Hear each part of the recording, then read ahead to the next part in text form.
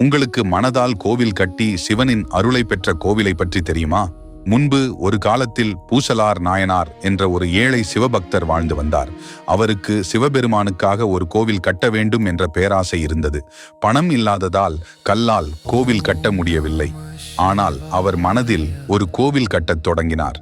எந்த நாளில் அடிக்கல் நாட்டுவது, எந்த திசையில் ராஜகோபுரம், எந்த அளவில் கருவறை, எந்த நாளில் கும்பாபிஷேகம், எல்லாவற்றையும் மனதில் திட்டமிட்டு தினமும் தியானத்தில் கோவில் கட்டினார். அதே காலத்தில் காஞ்சியில் ஒரு மன்னன் பெரிய கல்கோவில் கட்டி கும்பாபிஷேகம் நடத்த திட்டமிட்டார். ஆனால் கும்பாபிஷேகத்திற்கு முன் இரவில் சிவபெருமான் கனவில் வந்து கூறினார், நாளை நான் பூசலார் கட்டிய கோவிலுக்கு கும்பாபிஷேகத்திற்கு செல்ல வேண்டும். உன் கோவிலை மற்றொரு நாளுக்கு மாற்று என்று கூற அதிர்ச்சியடைந்த மன்னன் எங்கே அந்த கோவில் என்று தேடி வந்தார்.